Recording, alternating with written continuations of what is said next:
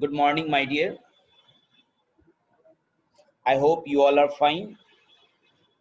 Students, today I will be starting a new chapter, chapter 3, operating system. In this, I will discuss three topics. One is what is operating system?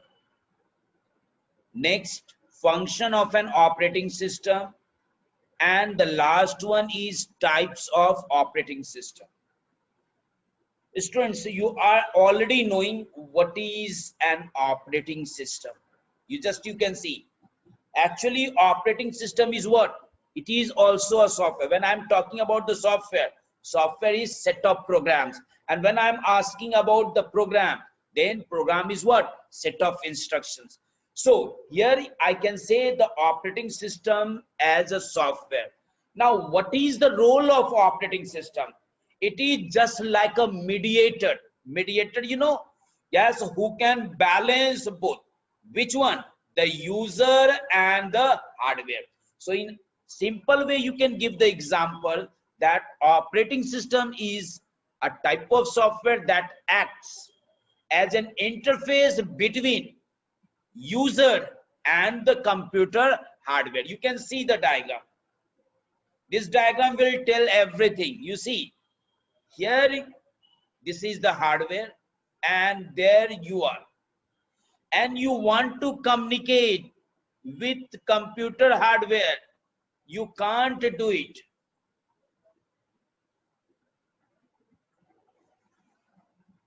Wait, my dear.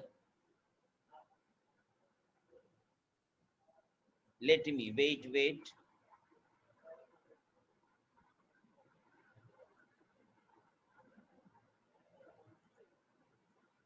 Now, so if you have to interact, if you have to talk with the hardware, you cannot talk directly with the hardware.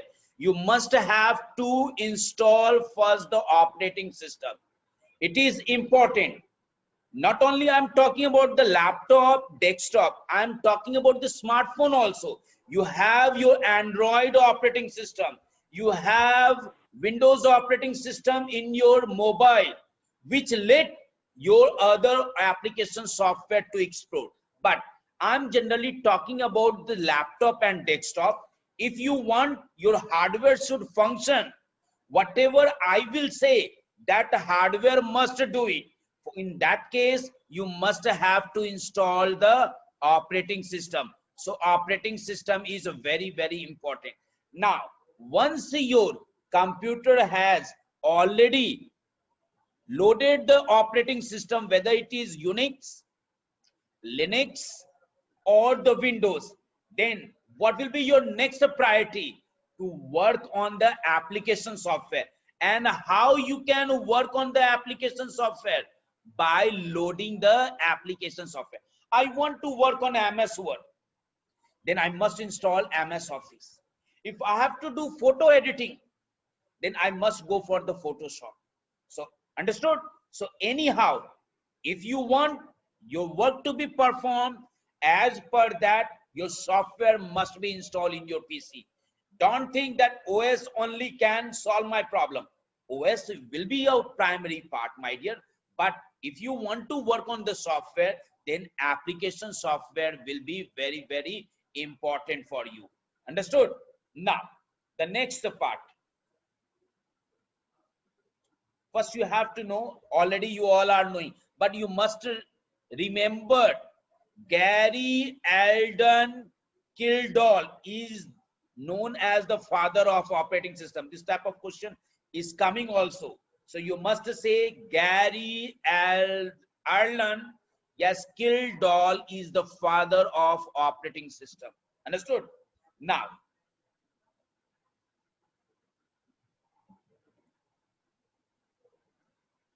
the next one. Next one, you can know about the function of operating system. You see, when I'm talking about the function of operating system, then you must have to know about the communication manager, resource management, process management, file management, and the memory management. So these all 5 things you must have to know it. Understood? Now you can see in the diagram, you can understand it.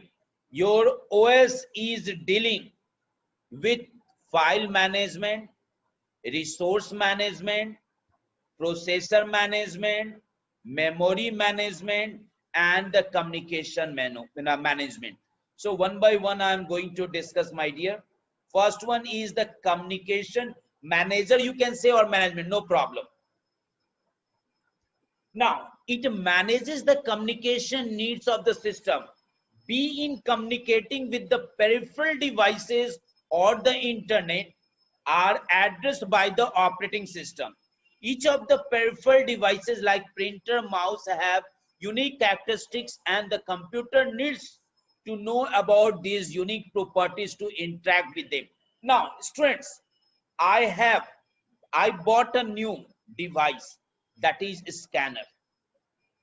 Now, directly if I will connect scanner to my laptop or my desktop, will it work? Never.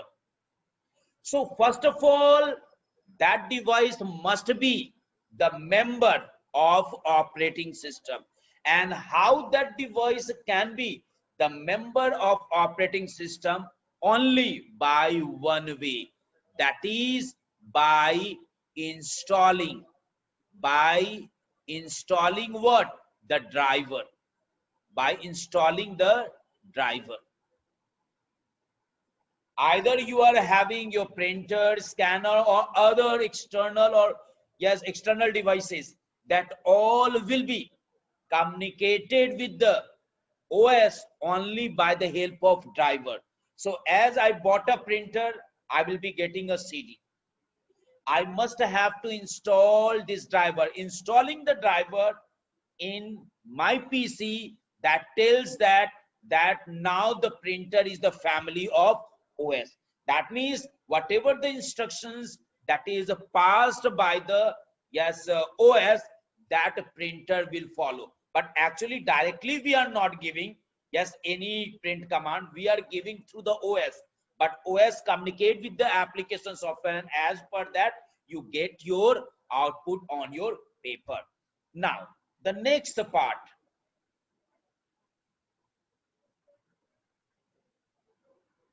that is your resource management.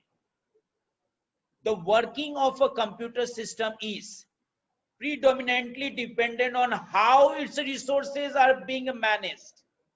The resources that we talk of here are the memory of the computer, the CPU times of files, secondary storage, input output devices. See, what is the role of resource management?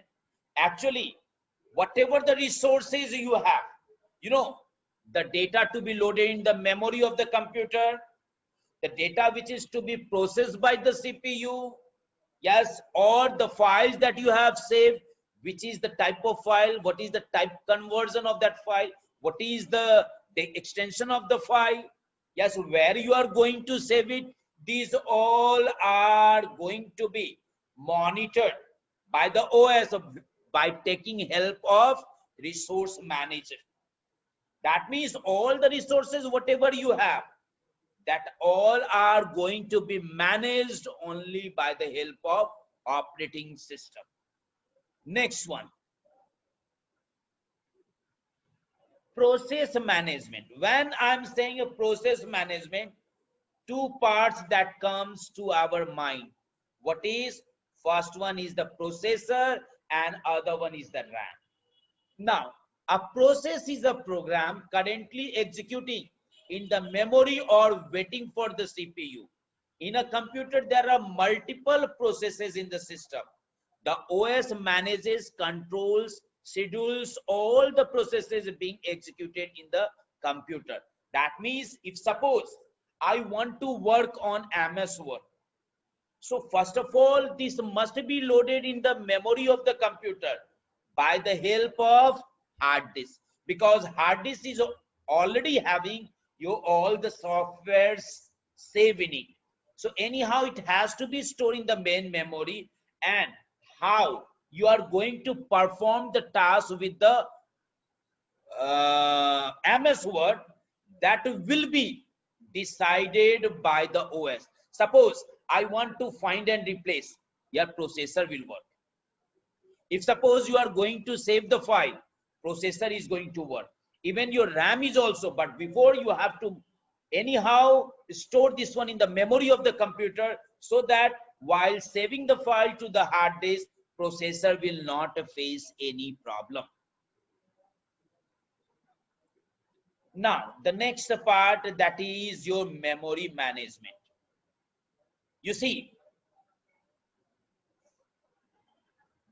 for a process to be executed, it has to be loaded in the working memory, that is the RAM. I already said you, any task that is to be performed by you, that task must goes to the memory of the computer. Directly processor cannot take your data, like I'm doing 2 plus 4. 2 plus 4 directly processor cannot take it, because processor is in contact with the RAM or the cache memory. So anyhow this instruction must be stored in the memory of the computer, and then it will be processed, and again after processing it will be stored in the memory of the computer, and via the VDU, that is visual display unit, you will get your output on the screen.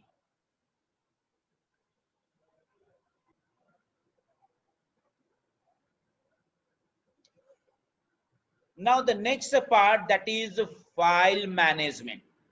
You see my dear, please keep it in mind, when you are saving the file, you are giving the name, understood, and extension is not provided by you. Yes, itself, yes, your application software adds the extensions, but how your OS knows that this word, this file has to open in MS Word, in MS Paint, that is the rule of your file management, because it keeps all your informations. Yes, in fact, now I will discuss. Operating system takes care of all the files and folders maintained on the computer hard disk. The basic tasks that the user needs to perform on files are, what type of work that you can do it? You can create a file, you can rename a file, you can delete a file, you can copy a file, or you can move a file. It can be on folder also. So all the files stored in the computer systems are located through the file systems. Understood? That means this is my docx file. This is .pptx file. This is my .html files. Understood? As per the extensions, your files are saved. Now, there are two main types of file systems. One is the FAT16 and other one is FAT32. That is file allocation table 16 and file allocation table 32. But nowadays, my dear, we are having a new technology that is called as NTFS. That is new technology file system. Now, just you see. Details of files in computers are stored and traced using a file system that is called FAT. FAT is used by the operating system to keep a tracks of files on a hard disk. As you know, when I'm talking about the hard disk, there you have the concept of tracks and sectors. Understood? Various FAT systems are named on the basis of number of bits used to store the data of FAT.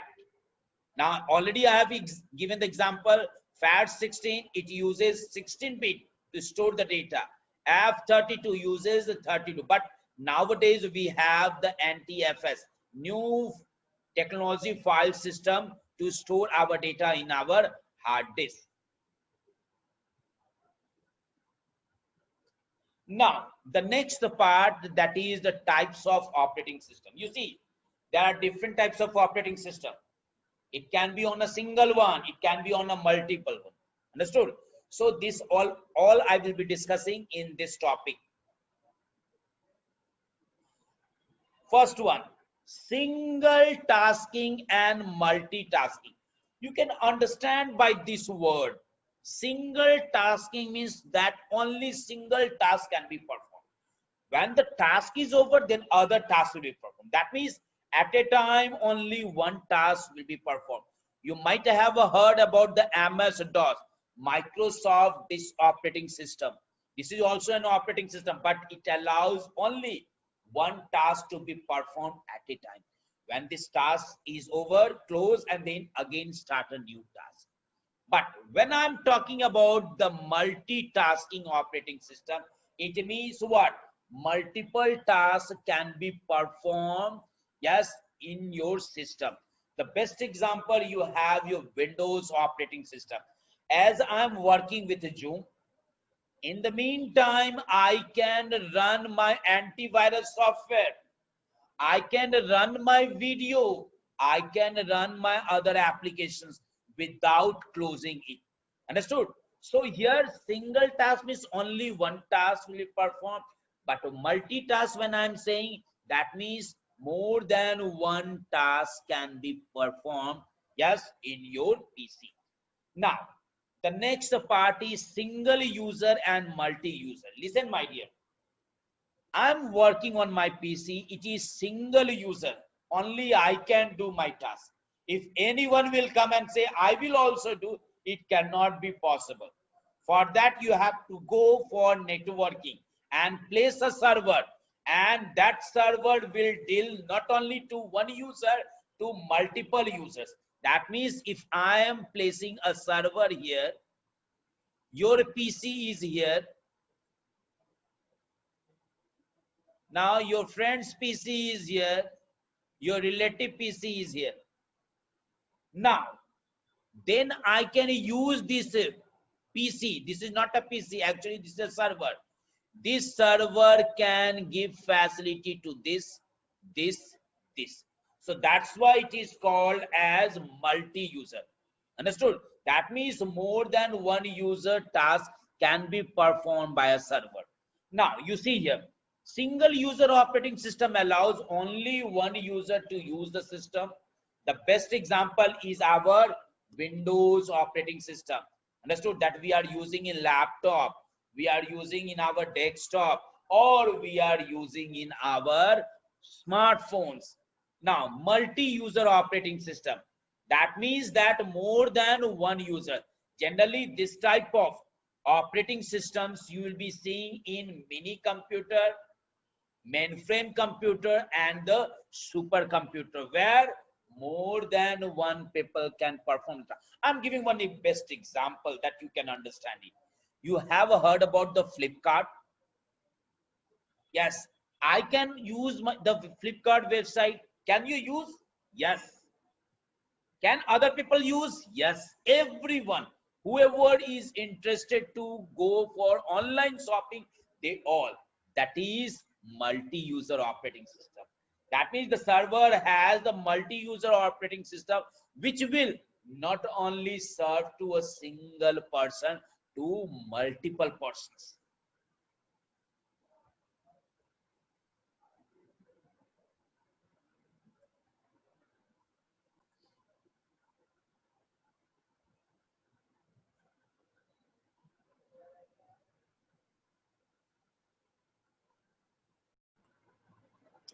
Now, students, the next one is real-time operating system.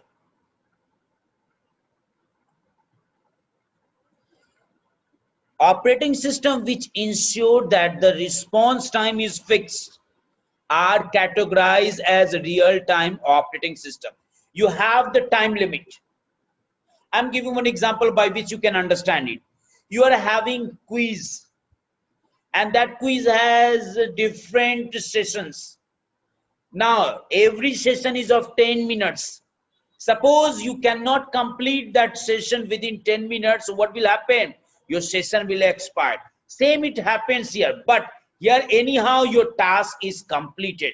Whatever the duration that is fixed, that task is performed and yes, process within that stipulated time. They are intended for applications where data needs to be processed quickly without any significant delay. Now you can have the best example of real-time operating system is in air traffic control and the weapon system.